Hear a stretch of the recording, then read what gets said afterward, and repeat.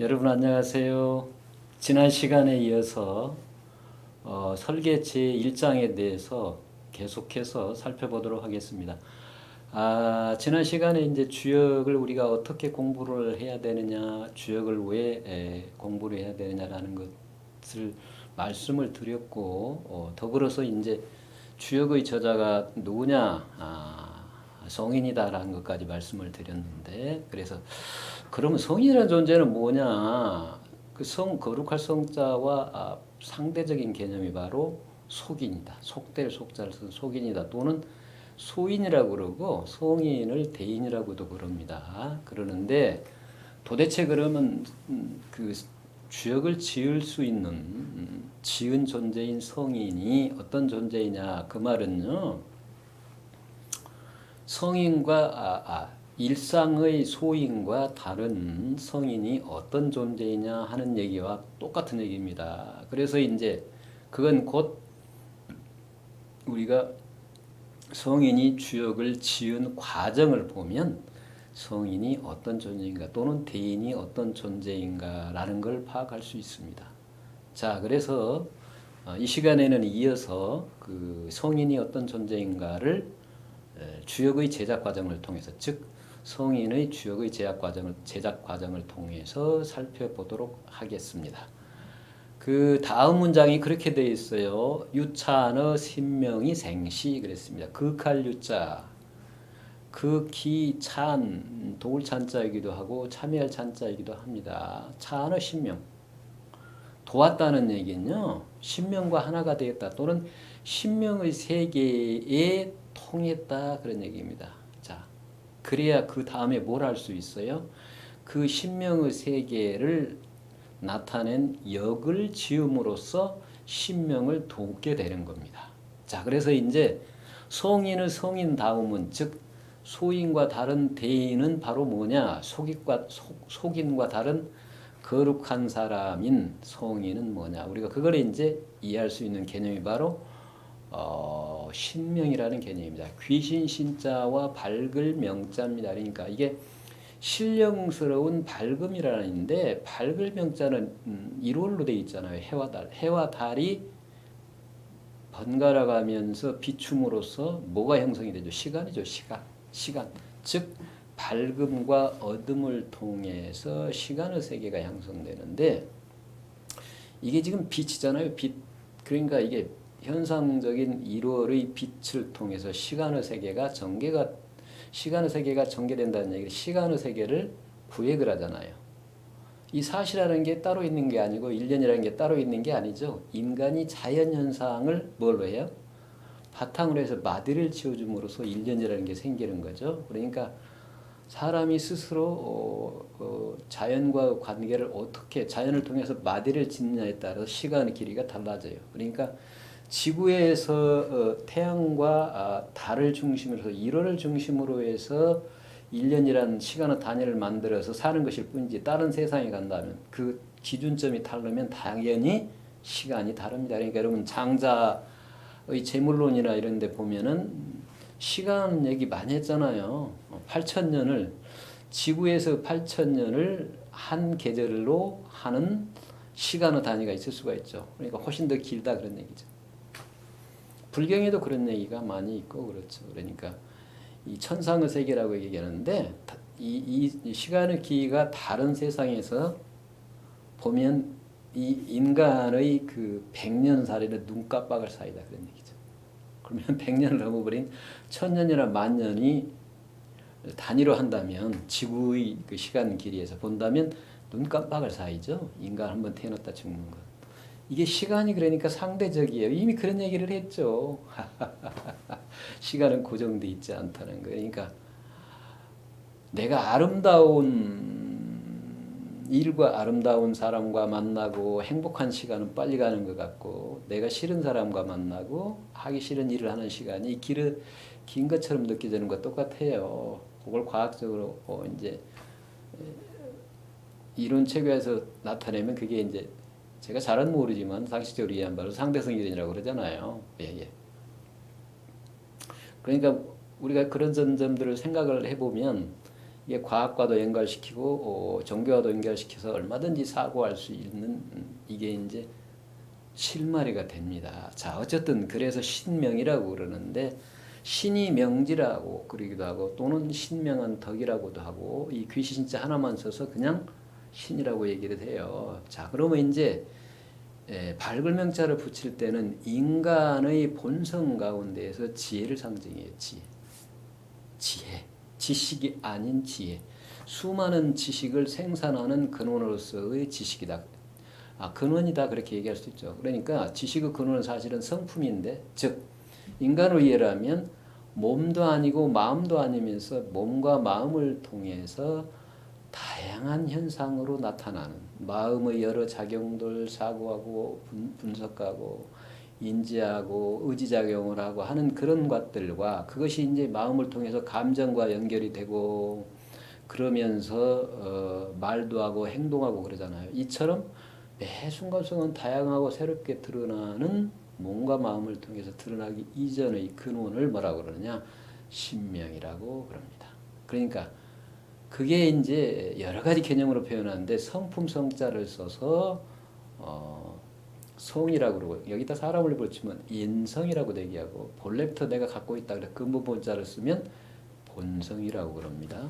그러니까 이 여러 가지 개념으로 나타내는데 그럼 과거적인 측면에서는 본성이지만 그럼 미래는 없었냐? 그렇지는 않죠. 내성, 장차, 올래자를 써서 미래도 갖고 있고 본래, 과거에 갖고 있다. 그러면 본래성이 돼요. 그게 이제 본래성이라는 거 과거, 미래 한결같은 영원한 그러니까 시간성이 돼버리죠. 시간으로 매 순간 시간으로 나타나는 시간의 근원을 시간성이라고 얘기해요. 그러니까 그런 측면에서 본래성이 되는데 어쨌든 그걸 어떻게 표현한다고요? 신명이라고 표현. 자, 이제 이걸 인간의 측면에서 뭐라고 그랬죠? 인간다움이다. 자, 그 세계는 어떻습니까? 시간을 초월했습니다. 물리적인 시간은 과거, 현재, 미래가 구분이 되지만 그 물리적인 시간을 초월해 있는 본성의 세계, 신명의 세계는 어떻게 했어요? 영원합니다. 과거, 현재, 미래의 구분이 없다. 자, 그 다음에 이제 공간적인 측면에서는 어때요? 공간을 초월했다. 즉, 공간의 특징은 물건으로 채우고 있는 건데, 물건으로 채우는 걸 통해서 공간이 형성되고 거꾸로. 근데 그 공간적인 공간을 채우는 물건의 특징은 이것과 저것이 하나일 수가 없죠. 자, 근데 공간을 초월했다는 얘기는 이것과 저것이 둘이 아니다. 허공처럼 이것과 저것을 나눌 수 없다. 허공을 나눌 수 있나요? 나눌 수가 없잖아요. 나누어도 그어도 아무리 금을 그으려고 해도 금이 그어지지 않잖아요. 떼어내서 떼어지는 것 같은데 합한다고 해서 늘어나는 거 아니고요. 참 재밌죠. 그래서 허공의 비유를 많이 이제 하는데 그와 같다는 얘기예요. 그러니까. 그래서 육신은 그런 측면이 없잖아요. 일단 육신은 어때요? 시간적으로 생에서 사까지 일정한 한계를 갖고 있잖아요. 영원한 존재가 아니죠. 영원히 존재하지 않습니다. 시간적으로. 공간적으로도 그랬죠. 여기 있으면서 태양에 있을 수 없고 여기 있으면서 지구에서만 얘기해도 여기 있으면서 집에 동시에 있고 그러지를 못하잖아요. 이제 이런 차이가 있는 거죠. 그래서 이제 우리가 그런 것들도 좀 생각을 하고 많은 생각들을 하게 되잖아요. 실제로 그게 있는 것인가? 그러니까 육신을 중심으로 나를 생각하고 마음을 중심으로 나를 생각하는 것과 다른 또 다른 내가 있다라는 걸 이해를 하기 시작하고 생각하기 시작해야 되고 그걸 밝혀내고자 하는 게 바로 주역이에요. 그러니까 이제 아까 말씀드렸죠. 처음에 내 안의 나 아닌 나, 즉 육신도 아니고 마음도 아닌 육신과 마음을 통해서 다양하게 드러나기 이전의 나를 찾아가는 방법을 얘기하고 있는 거다. 그래서 내 안의 참나를 찾아가는 길을 제시하고 있다. 그런 의미에서 진짜 나를 찾아가는 길을 제시하고 있는 지도와 같은 게 뭐라고요? 주역이다. 그러니까 사실은 주역뿐만이 아니고요. 주역을 바탕으로 형성된 게 중국 유가나 불가 도가이기 때문에 불가 유가 도가가 막론하고 다 적여 있어요. 자기 안으로 들어와서 내 안은 나 아닌 나인 참나 진짜 내가 누구인가 그 나를 찾아가는 길을 제시하고 있는 게 소위 말하는 경전들이에요. 그 경전이라는 길이란 웨이라는 또 길도자 의미도 같이 갖고 있습니다. 자, 그래서 이 신명이라는 점이 어렵다면 굉장히 어려울 수도 있는데 쉽다면 굉장히 쉽고 간다는 겁니다. 왜 그러겠어요? 본래 나이니까. 그건 제 얘기가 아니고 이제 계사라는 12그 다른 측면으로 가면 그 얘기를 또 해요. 중용에서도 그랬죠. 도야자는 불과 수율이 아니 가리면 비도야 아니라 그랬어요. 도라고 하는 것은 한순간도 떨어질 수 없으니 거기에 생략되는 게 뭐예요? 도를 논하는 지금 여기에 나와 한순간도 떨어질 수 없다는 얘기입니다. 그렇지 않으면 내가 도를 깨달을 수 없겠죠. 도를 논할 수도 없고요. 알든 모르든. 그래서 도는 내가 알거나 모르거나 그 차원을 넘어서 있습니다. 알고 모르면 육신의 문제이지 의식의 문제입니다. 그걸 넘어서는 차원에서는 지부지 알고 모름이 없다 그런 얘기입니다. 그래서 지부지를 넘어서 있는 걸 이제 도라고 얘기하고 인간의 측면에서는 몸도 아니고 마음도 아닌 몸과 마음으로 드러나기 이전을 성품이다, 본성이다 그렇게 얘기를 합니다. 그걸 바로 이제 이 우주, 세계, 천지, 자연의 측면에서 그 우주 본질 또는 천지의 본질, 세계의 본질을 뭐라고 표현했다고요? 귀신 진짜 밝은 명자 신명이다 그랬습니다. 그러니까 이걸 깨달아야 비로소 어때요? 인간 세상에서 어떻게 사는 것이 행복한 삶인가를 파악할 수가 있잖아요. 자, 앞으로 이제 그 얘기는 무슨 얘기냐면 그 계사에 보면은 이렇게 역도가 무엇인가, 도가 무엇인가를 논하면서 쉬울 이자에다 바뀔 역자가 똑같이 이제 바뀔 역자인데 그 음과 의미가 다른 게 있어요. 쉬울 이자, 쉬울 이자의 기능도 있습니다. 그래서 쉬울 이자에다 간편할 가자 이간이라고 그래요. 왜 쉬우겠어요? 두와 내가 둘이 아니니까. 왜 간단하게 했어요? 본래 내가 쓰고 있는 것이니까. 그래서 내가 쓰고 있음에도 불구하고 쓰고 있다는 사실을 모르기 때문에 그걸 찾아서 거꾸로 내 안으로 방향을 돌리는 거죠. 그게. 그래서 쉽고 간단하다고 얘기하는 겁니다. 근데 사실은 쉽고 간단한 건 아니죠. 그러니까 쉽고 어렵다는 말은 또 그 얘기를 해놨어요. 계사에서. 그 얘기를 하면서 다른 곳에서는 쉬움의 이면에는 어려움이 있고 간단함의 이면에는 복잡함이 있다. 그러니까 쉬움은 어려움과 상대적이어서 어려움이 없으면 쉬움이 없고 쉬움이 없으면 어려움이 없죠. 간단함의 이면에는 복잡함이 있어서 복잡함과 간단함은 둘이 아닙니다. 이게 이제 현상의 이해예요. 그래서 이게 좀 복잡한 것 같지만 이거 잘 그 내면으로 들어오면 아주 쉽고 간단한 문제입니다. 어쨌든 그래서 그처럼 밖으로 향하는 내 관심을 내 마음 안으로 돌려서 수많은 마음의 작용으로 들어가고 그것이 다시 몸을 통해서 언행으로 다양한 언행으로 드러나기 이전을 파악하는 일, 그거를 극히 신명에 참여했다 그런 얘기를 합니다. 그러면 이제 그 다음에 뭐를 해요? 이 세계가 바로 사람다운 삶의 길이고 행복한 길이구나 하는 걸 느끼고 성인이 그렇게 살았기 때문에 이제 그 길을 알려주기 위해서 뭘 해요? 괴유를 썼다는 얘기죠. 주역을 썼다는 얘기입니다. 그게 이제 도울찬이 되는 거예요. 그러니까 신명과 나가 둘이 아닌데 마치 둘인 것처럼 표현을 해서 그 내가 지금 성인이 신명이 하는 일을 돕다. 그래서 도울 찬자가 되는 거죠. 그래서 극히 신명을 도와서 뭘 했냐? 생시, 나을 생자, 시초자, 시초를 낳다 그래요. 시초라는 게 이제 주나라 시대에 그 성행을 했던 점치는 방법이에요. 점친다는 건 미래를 판단하는 거죠. 기lum을 판단하는 방법입니다. 근데 이제 우리가 일반적으로 알고 있듯이 기lum을 자기가 스스로 판단하지 않고 점을 치는 전문적인 일을 하는 사람들 이제 그 정인이라고 표현하는데요. 그 정인 집단 오늘날에는 우리가 그 무당들 민속학자들은 샤먼이라고 그러는데 샤먼한테 가서 물어보잖아요. 그거 똑같은 거죠. 그냥 그런 전통은 석기 시대로부터 이렇게 오래됐다라고 볼 수가 있죠. 근데 이제 그게 어느 시대에 은나라 중국으로 보면 은나라 때 주나라 때 특히 은나라 때 많이 성행을 했던 거죠. 그 일이 그러니까 그 중심이 성행을 했던 때가 있었다는 얘기죠. 근데 이제 은나라 때에는 짐승의 뼈, 거북이의 그 껍질, 살을 다 도려내고 단단하게 남은 껍질에 구멍을 내서 거기에 열을 가하면 구멍에 금이 가요. 그걸 가지고서 이제 미래를 판단하고 그랬죠. 그래서 이제 그걸 점친다고 그랬는데, 그리고 점을 치고 나서는 맞을 때도 있고 맞지 않을 때도 있죠. 그걸 다 그 거북이 등껍질에다 기록을 했는데, 그걸 이제 우리는 거기서 한대 이후에 쓰는 한자와 다른 문자를 발견했죠. 은대. 그걸 갑골문이라고 그러잖아요. 갑골에 쓰여진 문. 근데 이제 거기에 보니까 그 시대에 점을 치어서 맞은 내용, 틀린 내용을 다 기록을 했던 거예요. 그러니까 여기에 지금 맞은 내용들을 그대로 궤요에다가 말로 표현하는 개요사를 결합을 시켜 놓으니까 형식이 뭐가 됐어요? 점치는 형식이 됐습니다. 그래서 이제 그게 주나라로 넘어가면서 어떻게 됐어요?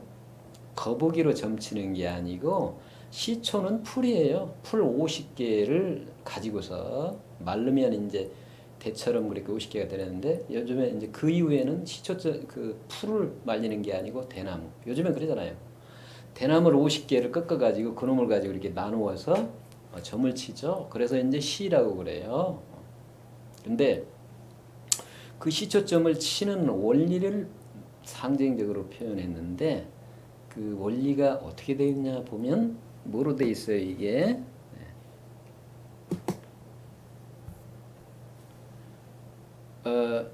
삼천양지로 되어 있잖아요. 삼천양지. 삼천은 천지할 때의 삼천과 양지의 천지는, 천은 시간의 세계를 표현하고 지는 공간의 세계를 표현해요. 그러니까 시간적인 측면에서는 셋으로 나타내고, 공간적인 측면에서는, 즉 공간 물건적인 측면에서는 둘로 나타내서, 이러한 삼양적인 구조에 의해서 시초점을 치는 이치를 상징적으로 표현했는데, 그 도구가 뭐냐?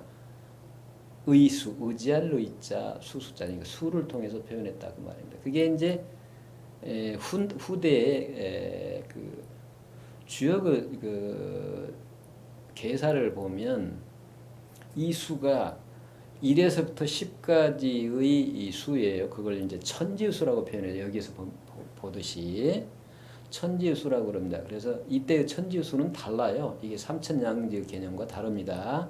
동일한 천지이지만. 그래서 기수와 우수, 홀수와 짝수, 1, 3, 5, 7, 9 이렇게 돼. 13579, 13579, 24680 이렇게 나누었죠. 그래서 13579는 천수고 24680은 지수입니다. 근데 이걸 다시 이제 5를 기준으로 해서 5 이전은 생수고 6789는 성수고, 이제 그런 기준으로 적용을 해서 나눴던 거예요. 135, 79인데 24는 그 지수는 어때요? 24는 생수잖아요. 680은 어때요? 성수죠. 5 이상의 수니까. 이렇게 구분을 했던 거예요. 어쨌든 이제 그렇게 구분을 해서 하나의 도상을 만들었는데, 그 도상이 하도와 낙서라는 도상입니다. 잠시 후에 이제 그걸 도상을 보시겠지만, 수를 통해서 표현된다는 얘기인데, 보통 수는 뭐를 표현했죠? 시간을 나타내는 도구입니다. 그러니까 이제 수가 우리가 산수 대상, 계산을 하는 도구로서의 수, 세상을 계량화, 양으로 나눌 때의 단위로서의 수와 그거 역시 이제 시간을 나타내는 단위도 계량의 단위죠. 시간을 쪼개서. 자, 근데 이제 이것과는 달라요.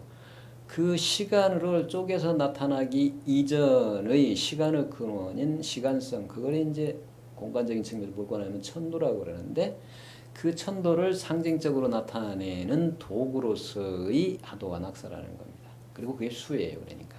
자, 이게 먼저 만들어졌다고 그랬죠? 성인에 의해서. 그러니까 하도 낙서라는 수를 중심으로 해서 이 세계를 시간성이라는 개념으로 표현해낸 역학이 하나 있다는 얘기고, 그게 이제 한국 역학의 특징입니다. 한국 사람들은요, 현대 중국 그 조선 시대를 봐도 그 역학자들이 똑같이 주역을 공부하지만 한국 사람들은 수를 많이 사용을 해요. 근데 이제 한국 사람은 그러냐? 여러분들이 그 선사시대, 석기시대, 구석기시대의 그 동굴에 있는 벽화나 암각화 또는 신석기시대까지도 동구 그 굴에 있는 벽화나 굴 벽에 그린 그림이나 암각화 바위 밖에 노출되어 있는 우리나라에도 이제 대곡천에 있는 방구장각화와 천전장각화 등등 또 포항의 칠폴이나 이게 여러 그 경상도와 전라도 쪽에 여수나 남원 이쪽에 이제 쭉 그런 그 암각화가 신석기 시대부터 청동기 시대까지 쭉 시대를 이제 흘러가면서 이렇게 분포가 돼 있고 세계도 그래요. 몽고나 시베리아나 키르기스탄이나 저쪽에 아제르바이잔의 고부스탄 암각화도 여러분이 아시는 전부 다 그렇게 있고 거기만 있겠어요? 당연히 세계에 다 있습니다. 아메리카 대륙 미대륙에도 있죠. 미국에도 있고 미서부에 있는 그 캐년 중에도 그 유명한 암각화가 있고 다 그렇습니다. 그래서 이제 그게 선사시대의 인류 공통문화라고 얘기하는데 그걸 민속학자들은 뭐라고 그래요? 샤머니즘이라고 합니다. 그게 그림들이 샤먼을 나타내기 때문에 샤먼이라는 인간을 통해서 본 세계를 그렇게 그림을 통해서 표현하고 있다는 얘기예요. 그래서 오늘 우리가 보는 한자 또는 한글과 같은 문자 이전에 그건 그림 문자라고 할 수 있습니다. 그림이 하나의 의미, 뜻을 가진 요소, 의미소가 돼서 동물 그림, 사람 그림도 손과 발을 이렇게 펴고 있는 그림 아니면 어디를 쳐다보고 있는 그림 아니면 새의 머리와 사람의 몸통 그리고 고무 발 또는 사슴 몸통의 사람 얼굴과 같은 하이브리드 형상이죠. 다양한 겉모습이 결합이 되어 있습니다. 그런 형상을 통해서 표현하기도 해요. 그게 바로 뭐예요? 문자 이전의 문자로 이제 나타나기 이전의 그 그림이고 그림 문자입니다. 그게 이제 선사 시대를 지나서 역사 시대로 들어와서 문자화 되기 이전에 추상적인 문양들이 나타나는데 그게 원과 각형, 사각형과 삼각형이라는 세 가지로 나타나요. 그런 것들이 우리나라 방구대 암각화를 거쳐서 방구대학화는 고래나 사슴이나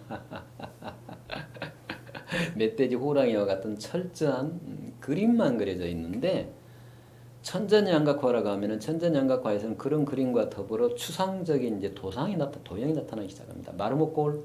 마루목골은 지금 사각형과 삼각형의 두 가지가 들어있죠. 그리고 이제 동심원 하나, 둘, 셋 그리고 마름모도 동심원처럼 이렇게 하나의 중심에서 마름모가 작은 마름모 안에 밖에 큰 마름모 그리고 마름모골이 하나에서 두 개, 세 개, 네 개, 다섯 가지 이렇게 상하로 겹쳐 있고 좌우로 겹쳐 있고 이게 이제 물결처럼 나타납니다. 그게 이제 암사동에 있는 질문토기에 이렇게 무늬처럼 나타나죠. 그게 전부 연관이 되어 있습니다. 그리고 이제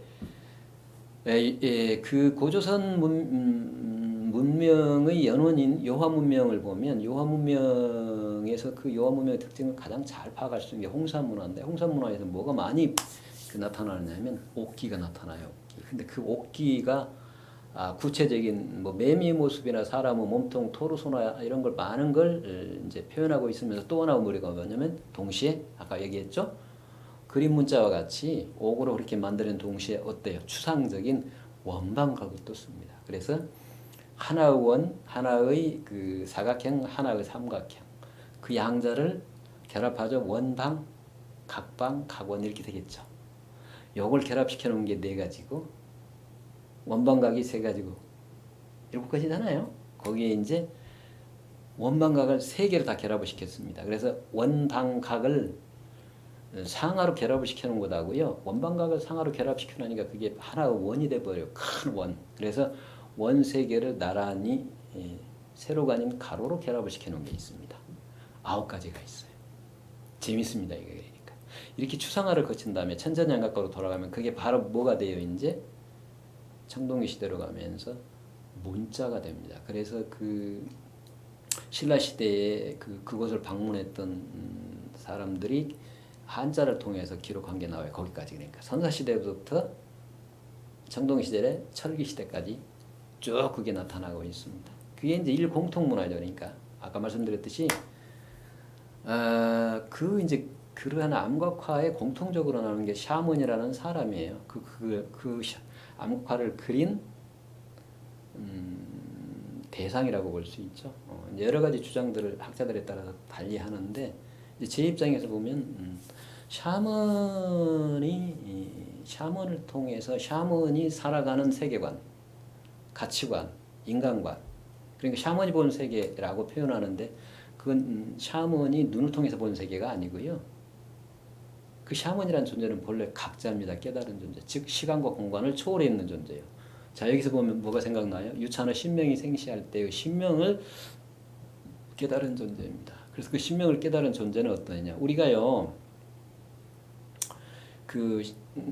아까 일상의 사람들, 소인들은 육신이 이곳에서 있는 동시에 우리 집에서 지구 다른 곳에서 갈 수 없듯이 공간적인 한계에 얽매여 있을 뿐만 시간적으로도 먼 과거로 못 가잖아요. 그러니까 죽은 성인과 대 안 되죠 지금. 그러잖아요. 우리 이성적으로 그렇게 생각해요. 근데 샤먼은 어떤 존재냐? 과거로도 가고 미래도 가고 자유롭다 그런 얘기입니다. 공간적으로도 어느 곳에 걸림이 없었고요. 이제 그 샤먼이 그러니까 오늘날 우리가 생각하는 무당도 잘못 생각하죠. 본래 무당 즉 샤먼으로서 무당은 어때요? 단골 안검이라고 할 때 단군, 무당, 단골. 우리말로 순수한 단골 무당은 본래 샤먼이었다. 각자 깨달은 자. 그래서 당시 지도자였습니다. 그 사회를 이끌어가는 리더였어요. 그걸 성인이라고 그러고 대인이라고 그런 겁니다. 그러니까 죽은 영혼들이 제갈 길을 못 갈 때 안내해 주기도 하고 병을 고치기도 하고 심지어는 이제 일상적으로 고래산 이제 방구장학과를 보면 고래 사냥을 할 때 어느 시절에 고래를 잡아야 되고 고래를 어떻게 잡아야 되고 등등등 새끼를 잡지를 말아야 되고 고래철이 이제 어느 이제 방구장학과에 울산 지역에 있으니까 그 내려올 때가 있을 거 아니겠어요? 그때를 알아야 되잖아요. 그래야 고래를 잡을 수 있고 고래 잡는 방법 지식을 공유시켜주고 그 과정을 통해서 고래를 잡고 나오는데 분배도 하고 그러면서 어찌해야 되겠어요? 그 잡은 고래를 위무해줘 영혼을. 그런 모든 일들을 하는 존재가 샤먼이라는 존재입니다. 그러니까 우리가 생각하는 어찌 보면 이상적인 존재라고 볼 수 있는데 여기서는 역시 그런 역할을 누가 했어요? 성인이라고 표현한 거예요. 그래서 그런 세계에 이제 이르게 되면 우리 보통의 사람들이 눈, 귀, 코열을 보고 모습과 서로 수많은 다양한 모습, 소리, 만, 느낌, 감촉을 느끼듯이 육신의 감각 기관을 통해서 느낄 수 없는 전혀 새로운 세계를 느끼고 살고 보고 듣기 때문에 눈 아닌 눈으로, 귀 아닌 귀로, 코 아닌 코로 냄새 맡음이 없이 냄새를 맡고 봄이 없이 보기 때문에 형체가 있는 것을 보는 게 아니기 때문에 거기서도 역시 어쩔 수 있어요? 얽매일 수가 있습니다. 현상의 사람들이 보는 것에 얽매이듯이.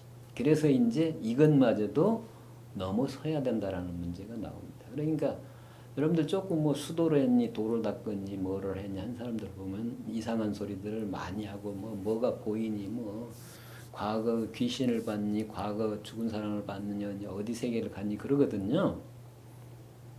근데 본성의 차원에서는 공간이 없고 시간이 없으니까 오고 가고 과거가 미래가 없어요. 그래서 이제 거기에 얽매이면 더 혼란스러워지는 겁니다. 그래서 그런 것마저도 놔버려야 돼. 그러니까 논어에 보면 공자는 철저하게 괴력난신을 말하지 않았다는 얘기가 그런 얘기입니다. 신명의 세계를 도달을 했지만 그 세계마저도 얽매임이 없기 때문에 그런 세계를 함부로 얘기하지 않는다 그런 얘기입니다. 불교에서도 왜 그 신통력을 얘기를 하잖아요. 지혜만 얘기를 하지 성품을 깨닫는 견성을 얘기를 하지 신통력이 어떻고 얘기를 하면 혼나거든요. 그죠? 그렇습니다. 그게. 그런 이유가 그런 겁니다. 그러니까 그래서 여러분 여기서 보면 어때요? 글이라는 건 내 삶을 100분의 1, 1000분의 1, 만분의 1도 표현할 수가 없는 겁니다. 여러분도 우리 자신도 그러잖아요. 일상의 삶도 표현할 수 없는데 하물며 유찬의 신명이 생시라는 말 한마디로 표현했다 그러면 그 말이 과연 어떻게 이해를 할 수 있나? 실제로 우리가 그 경계를 체험하거나 경험해보지 않고서는 전혀 알 수가 없게 돼 있다라는 점들을 우리가 이해하지 않을 수가 없습니다. 자, 그래서 이제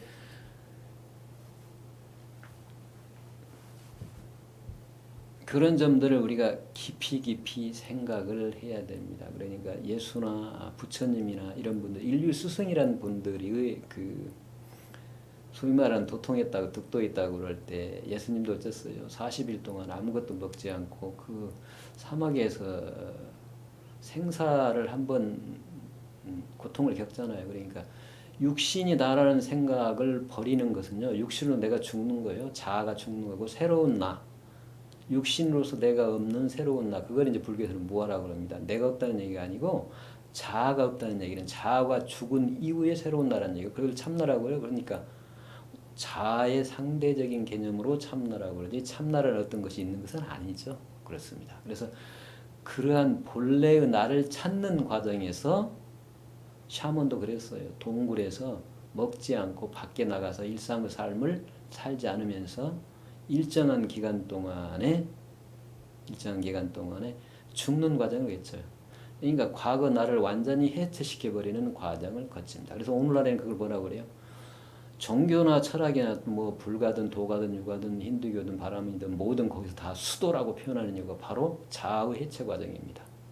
자아를 해체시켜버리고 나서 도달하는 게 무아, 본래의 나고 그 본래의 나마저도 벗어나서 매 순간순간 나를 새롭게 드러내면서 사는 삶이 비로소 자유로운 삶이고 인간다운 삶입니다. 그러나 여기 주역에서는 어때요? 현상의 차원에서 본래 나를 찾아가는 관점이 있기 때문에 이것도 넘어야 할 관점이 있습니다. 그렇지만 이제 어쨌든 여기서 중요시하는 게 바로 육신으로 드러나기 이전의 즉 몸과 마음을 통해서 현상으로 드러나기 이전의 수많은 자아로 드러나기 이전의 자아가 없는 무아의 경계라고 표현하고 무심이라고 표현하는 본성의 차원 또는 신명의 차원에 도달하는 것이 바로 주역의 그 목적이고 그 내용이 주역이다라는 걸 이제 이 문장을 통해서 우리가 다시 한번 파악을 할 수가 있겠다. 이제 그 얘기를 말씀드리고 그래서 하도와 낙서를 통해서 중심으로 그 전개되는 한국역학은 어떠냐 이 말이에요. 여러분 이제 많은 얘기를 했는데 방구당학과 이런 선사 문화가 역사 시대로 들어오면서 한국 사상으로 이제 그 점차 체계화되고 구체화되가 돼가는데 고조선 사상을 파악할 수 있는 자료인 단군 신화를 보면 어떻게 돼 있어요? 환웅이 인간 세상에 내려왔다. 환웅을 천신이라고 그래요. 여기 세계는 신명의 세계입니다. 그게 어때요? 인간 세계로 내려왔다는 얘기는요. 지금 여기 나를 중심으로 이해해야 돼요. 매 순간의 내 마음 안에 쓰러지는 사고하고 분별하고 의지작용, 뜻을 내나하고 모든 것들과 그게 몸을 통해서는 말과 행동이 뭐라고요? 그 신명의 세계, 신의 세계가 매 순간 다양하고 새롭게 드러나는 거다 그런 얘기예요. 그 찾을 필요가 없다는 얘기죠. 자, 근데 반대에 이제 이게 중요해요. 그러면 내가 매 순간 행한 것이 그것이다 그러면 이제 거꾸로 지금 소인의 삶을 벗어나서 대인의 삶을 찾고 불교적인 측면에서 중생을 벗어나서 깨달아서 중생을 벗어나서 부처가 된다는 사고와 반대의 사고죠. 그럼 이게 어떻게 된 거냐? 수행이 필요 없는 거냐? 아니라는 얘기입니다. 이제 반대 개념이에요. 본래의 내가 나의 삶 자체가 본래 면목의 다시 말하면 내 개체적인 본래 면목과 우주 본래 면목이라고 있는 신이 둘이 아닌 그 자리가 매 순간 나의 다양한 모습으로 드러납니다. 그러니까 나 육신도 한순간 어려서부터 죽을 때까지 동일한 모습은 없습니다. 끊임없이 변하고 또 변하고 또 변화합니다. 우리는 착각들 하는 거예요. 그래서 자, 그런데 그런 관점이다 보니까 내가 하는 게 아니라 온 우주와 더불어 내가 하기 때문에 개체적인 내가 함이 없어서 없을 물자 할자 무의라고 그랬죠. 그렇지만 내가 마음을 일으키고 다른 사람을 위해서 온 우주를 위해서 자, 당구신에서 얘기했던 홍익인간 모든 인간을 이롭게 한다는 얘기, 인류를 이롭게 한다는 얘기고 그만 의미 들어있는 게 아닙니다. 사물까지도 이롭게 하고 우주를 이롭게 한다는 얘기예요. 그 인류 미래는 바로 이러한 것밖에 없습니다. 지금. 그래서 24시 게으르교나 역사는 도전과 응전이라는 토인비나 시성이라고 얘기하는 인도 타고르가 다 한국 사상인 홍익인간에 주목했던 게 바로 그겁니다. 아하, 앞으로 인류 미래는 한국 사상에서 희망을 찾을 수 있겠구나. 오히려 우리보다 외국인들이 봤던 거예요. 그런데 우리나라의 헌법에 명시되어 있는 건국 이념이 뭐예요? 홍익인간입니다. 홍익인간 사상이에요.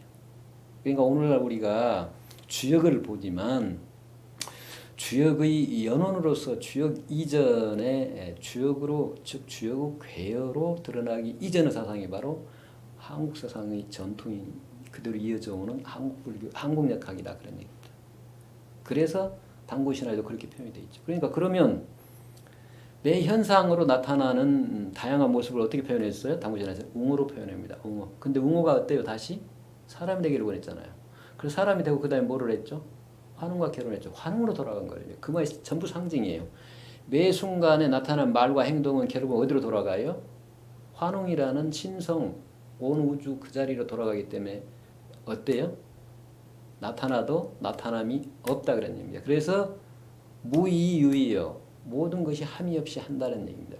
아, 그게 바로 중국적인 사고인데 사실은 유이 무이다 그럽니다. 모든 것을 하지만 아무것도 함이 없다. 이게 반대입니다. 이게. 그래서 굉장히 독특한 그런 특성을 갖는데, 자 이제 이게 지금 삼천양지 이이수가 더 설명할 부분이 많고요. 이쪽으로 돌아오면 이게 한국 사상의 한국역학의 특징이고 그게 한국 사상의 연원이 돼서 이게 이제 시대마다 한국불교, 한국도교, 한국불교, 한국유학으로 나타났다라는 걸 이제 우리가 말씀을 드릴 수가 있고, 자 이걸 다시 보고 어땠어요? 관변의 음양이 있게 그랬습니다. 음양의 변화를 보고서 음양의 변화를 표현하기 위해서 입게 괴를 세웠다 그래. 자 아까 말씀드렸죠. 괴효가 바로 중국 사상의 연원인 주역의 기본 요소입니다. 근데 그게 근거가 어디에 있어요? 삼천양지 수를 통해서 표현된 도상을 보고 2차 단계, 두 번째 단계입니다. 성인이 두 번째 단계. 하도와 낙서로 표현되어진 수를 통해서 표현되어진 천도의색의 바탕을 두고 여기서 삼천양지에서 삼천이 아니라 양지입니다. 양지. 둘이라고 그랬잖아요. 음과 양, 이것과 저것, 물건적인 관점에서 왜? 사람, 동물과 다른 인간의 삶, 자연과 다른 인간의 삶을 표현하기 위해서입니다. 그 현상의 측면에서만이 그걸 얘기할 수 있기 때문에. 그래서 삼천이 아닌 양지의 측면에서 음양의 변화를 보고서 그 음양의 변화를 표현하기 위해서 뭘 했다고요? 괴를 세웠다. 자, 근데 괴는 실제로 괴의 내용은 효예요, 효. 그래서 그 다음 뭐라고 얘기했죠? 발휘여 강유의 생여 그랬죠. 자, 발이 작용한다는 얘기야. 뭐가요? 음양이. 뭘로? 강유로.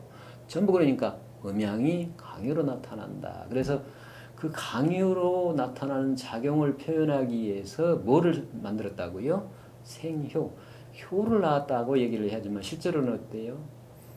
효가 6개 모여서 괴가 된 거예요. 그러니까 하나의 괴를 가지고 구성 요소인 효를 바탕으로 쌓아가는 입장에서 지금 괴를 이해하는 겁니다. 그래서 논리적으로 설명하자니까 괴를 세우고 효를 또 그었다 이렇게 표현해요. 실제로는 효가 그어지고 효를 겹쳐야 괴가 하나의 중괴가 되는 거죠. 자, 그러면서 비로소 어때요? 이제 64개가 세워졌습니다.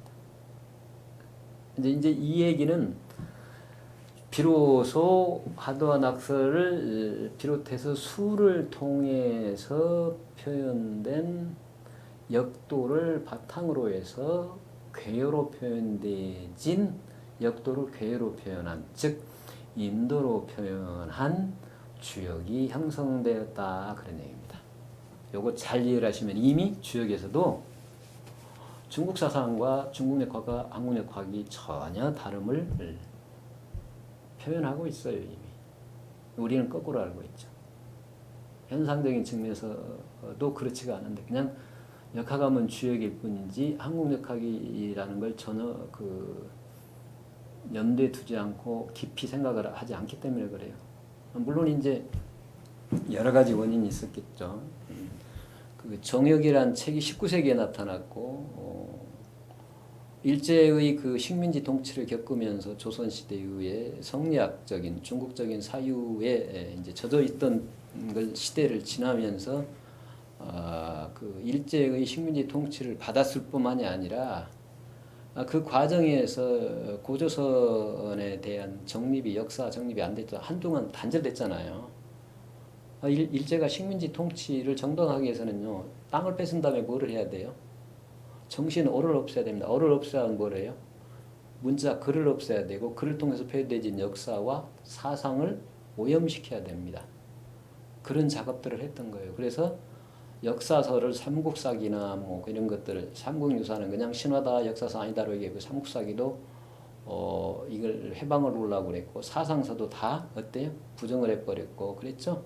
왜곡을 시켜버리고 한당고기 규원사와 부도지 같은 것들만 이제 일부가 남았어요. 그 역사서가 고조선 이전부터 고조선 그리고 고조선 이후에 이르기까지 언급되어 있는 기록들인데 이제 그런 내용들을 오늘날에도 그래서 역사 학계에서는 부정을 해봐잖아요. 제야에서만 그 얘기를 하는데 또 제야에서 너무 민족주의적이고 국수적인 태도로 그 연구를 하고 그러니까 객관성이 이제 결여가 되니까 또 문제가 되는 거죠. 근데 그런 어쨌든 수많은 여러 가지 요인들에 의해서 우리는 지금 우리나라가 대한민국이 세워지고 일제로부터서 독립을 했지만 실제로는 역사상으로도 독립을 하지 못했습니다. 고조선의 사상이 제대로 정립이 안 돼 있잖아요. 홍익인간이라는 개념을 썼으면서도 치구 개념으로, 그죠? 건국 개념으로. 그러니까 우리가 지금 미래의 우리 역사를 이끌어낸 역사 정신이 홍익인간인데 그것도 제대로 관심도 안 두고 오늘날 정치 상황이나 사회 경제 모든 문화나 이런 측면에서 보면 관심 없잖아요. 사회를 경영하는 가장 대표적인 게 경제 정치인데 정치가 무슨 놈 홍익인간 따위는 없죠. 여기 그래서 아직은 우리가 그 우리의 전통 역사도 제대로 정립이 안 되고 그냥 역사 스스로 뭐 역사가 시간이 단절이 되고 그럴 수는 없는데 우리가 스스로 인식을 못 하고 있다. 인지를 못 하고 있고 관심을 두지 않고 있다. 그런 측면과 우리의 전통 사상과 또 단절돼 있다. 그러다 보니까 우리의 전통적인 학문하는 방법, 특히 인문학적인 학문 방법이 잃어버려 있다. 되찾아야 된다. 라는 문제가 지금 오늘날 우리 인문학 학계, 정치, 경제, 문화, 교육 모든 면에 걸쳐서 이런 게 있습니다. 그래서 사실은 굉장히 어찌 보면 그 우리나라를 세운 지 70년 뭐 그 이전까지 얘기하지만 좀 그게 중요한 게 아니고 역사를 세웠음에도 불구하고 건국이념을 분명하게 제시를 했음에도 불구하고 국민적인 하나가 되지 못했기 때문에 남남 갈등, 남북 갈등 그래요. 사실은 그래서 남북 통일을 하려면 남남 갈등 면제를 해결해야 되고 그 이전에 뭘 해야 돼요? 남북이 하나 될 수 있는 역사 정신, 고조선 사상 그걸 우리가 공유해야 됩니다. 그걸 바탕으로 한 마음이 돼야 마음이 통일돼야 정신 그 땅의 통일 문제는 그 이후 문제거든요. 그러니까 남남도 그런 갈등을 넘어서야 돼. 그 홍익인간은 우리가 사상을 살펴보면 거기에 좌니 우니 진보니 보수라는 정책 이념 없어요. 거기에 우리는 본래 자유민주주의가 추구하는 개인의 자유와 사회주의 공산주의가 추구하는 사회적인 평등이 둘이 아니에요.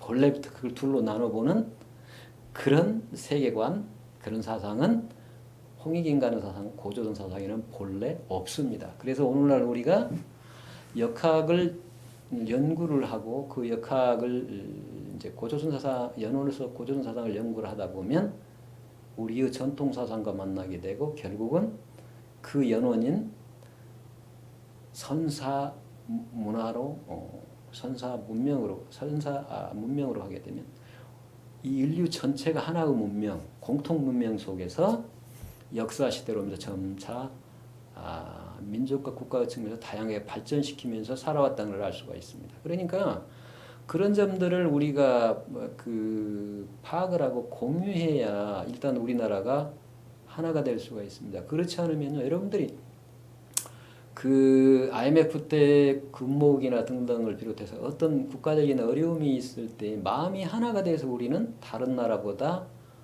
빠른 시일 내에 쉽게 헤쳐나갔던 어떤 어려움이라도 헤쳐나갔던 그런 현대적인 사건뿐만 아니라 과거에도 그런 수많은 역사들을 어려움을 고난을 전부 다 넘어서고 이 나라 역사가 유지되어 왔던 게 바로 그러한 고귀한 역사 정신이 있기 때문에 그렇습니다. 다른 나라와가 없는 우리만의 고귀한 역사 정신이고 그게 사상이고 그게 얘기를 하면 근데 오히려 이거는 무슨 뭐 보수적이고 수구 꼴통이다라는 이상한 생각 들어갔죠. 그걸 부정하는 게 진보다 라고는 착각들을 일으키는 사람들 있어요. 절대 그렇지 않습니다.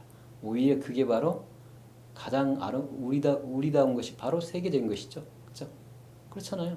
인류 문화가 모든 나라에서 각각의 사상으로 문화로 역사로 나타난 거잖아요. 그러니까 그게 현장이에요. 그 사상은. 한국 사상은 인류 사상이 나타난 현실태입니다. 그런 걸 이제 생각을 해보면 본래는 인류와 국가사회로서 한국과 내 개인과 둘이 아니잖아요. 네. 그런 사상은 여러분들이 을지문덕이나 을지문덕이 어느 나라 수나라와 그 전쟁을 벌일 때 자꾸 뭐라고 얘기를 해요. 전쟁에서 그 이겼으면 그만 가 너무 욕심을 부리지 말아라는 그 노자의 구절을 자꾸 인용을 하잖아요. 그리고 도망가는 적은 쫓지를 않잖아요. 우리는 남을 없애버리려고 하는 사고가 본래부터 없어요. 침략을 하니까 격퇴시킬 뿐이지 우리가 쫓아가서 남의 나라를 침략을 하거나 침략을 했을지라도 도망가는 군대를 죽이는 그런 사유는 없습니다. 그게 바로 홍익인간이에요. 그런 걸 생각을 해보면 오늘날 이제 그런 전통사상과 오늘날의 그 정치적인 현실을 보면 우리가 반성할 부분이 너무나도 많다라는 걸 알 수가 있습니다. 그러니까 남을 미워하고 그럴 필요가 없어요. 우리가 스스로 좀 우리 자신을 돌아보자. 내가 과연 우리의 전통적인 한국인으로 진짜 살아가느냐, 한국인답게 살아가느냐. 우리 한번 생각을 해보자는 얘기고 한국인답다는 얘기가 가장 한국인다운 얘기는 결국은 인간으로서 내가 어떤 존재인가를 파악하는 점을 출발점으로 삼아요. 그래서 그런 점을 좀 염두에 두면서 우리가 같이 공부를 하지 않을 수가 없다 이런 말씀을 드리고 싶습니다. 이제 그래서 그러면 도대체 어떻게 살아야 되느냐 하는 문제를 바로 그 다음에서 논하고 있습니다. 그게 바로 화순어 도덕이 이의 국리 진성하야 이지어명 그렇습니다. 그러니까 괴요를 만들어냈으면 우리가 주역의 괴요를 보고서 뭐를 해야 되느냐, 왜 우리가 주역을 공부해야 되느냐 하는 걸 분명하게 밝히고 있는 게 다음 부분의 내용입니다. 자, 화순어 도덕이 이의 그럴 때 화순은요 조화롭게 따른다고 말입니다. 그러니까 그걸 주역이 제시하고 있는 내용을 내가 받아들여요. 받아들여서 순응한다. 그걸 실천한다는 게 화순입니다. 화로자 순할 순자. 근데 뭘 받아들여요? 도덕이라고 했어요. 도덕. 여러분이 지금 알고 있는 도덕은 에틱스, 윤리학이나 이런 게 달라요. 본래 도덕은 천도지덕입니다. 천도가 현상에서 나타나는 게 지덕이에요. 그러니까 천지의 본질이 바로 도덕이에요. 천도지덕. 자, 천도를 개체적인 측면에서 표현하면 지덕이 됩니다. 그 지덕을 또한 성품문자를 써서 성이라고도 표현하는 거죠. 자, 그러니까 우리가 천도 측면에서 이거는 천도 세계는 어디서 표현되어 있다고요? 한국 역학, 한국 사상이 바로 중심이 되어 있다 그런 얘기고 지덕의 측면은 주역을 비롯한 중국 사상에서 중심이 되어 있다. 그래서 여기서는 그러니까 천도와 지덕을 도덕을 깨달아서 도덕 원리, 도덕 이치를 깨달아서 그 도덕을 행하면서 살아가고자 해야 된다. 자, 그러려면 뭐가 가능해요? 그러려면 뭐가 전제가 돼야 되죠? 이어의입니다. 의로울 일자는 도시 뜻자예요. 뜻을 다스려야 된다. 의미를 파악한다는 얘기예요. 여기 아주 중요해요. 주역의 개요를 보고서 거기에 붙여 있는 언어를 읽을 텐데 언어의 말을 따라가지 말라. 언어의 말을 따라가면 어떠냐? 점치는 그냥 점사인 기륭만 있습니다. 기륭을 통해서 상징적으로 나타내고자 하는 의미가 드러나지가 않아요. 그러니까 말을 따라가지 말고 문장을 글을 통해서 드러내고자 하는 의도, 뜻, 저자의 의도, 그게 바로 뭐란 얘기예요? 도덕이란 얘기입니다. 그 도덕을 파악하라는 얘기가 바로 화선어 도덕이 이어의입니다. 여기서 공부하는 방법을 제시를 하고 있잖아요.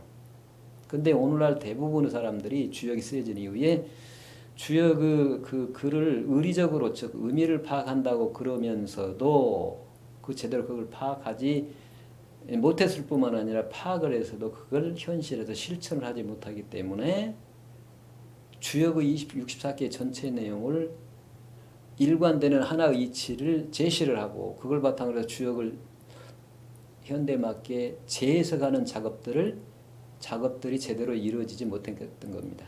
근데 오늘날은 가능해요. 왜?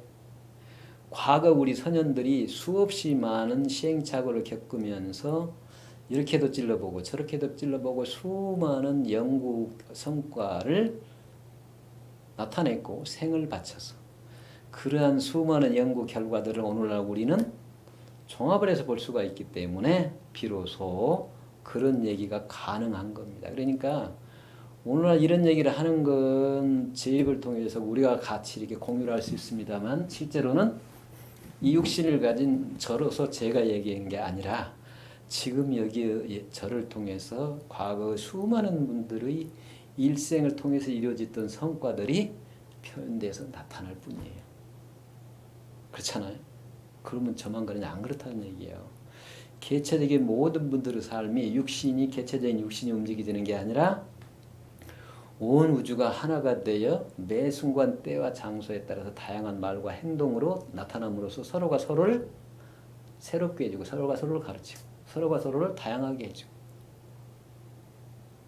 서로가 서로 존재 근거가 되어주고 서로가 살게 해준다 그 말입니다. 그러니까 서로 가르치고 서로 배우면서 살게 되어 있습니다. 스승과 제자의 관계란 고정되어 있지 않아요. 모든 것들이 다 그렇게 되어 있습니다.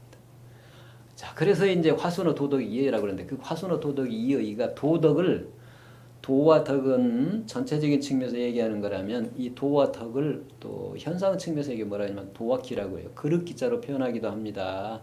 자, 그런데 그릇 기자와 달리 그릇 기자를 여기서는 덕으로 표현했죠. 근데 이걸 이제 개체적인 측면에서 표현하면 뭐라고 그래요? 성푸성자고 목숨면자 성명이라고 그럽니다. 그러니까 화선의 도덕이 이어의라는 내용과 뒤에 나오는 국리 진성하여 이지어명 이거 똑같은 내용이에요.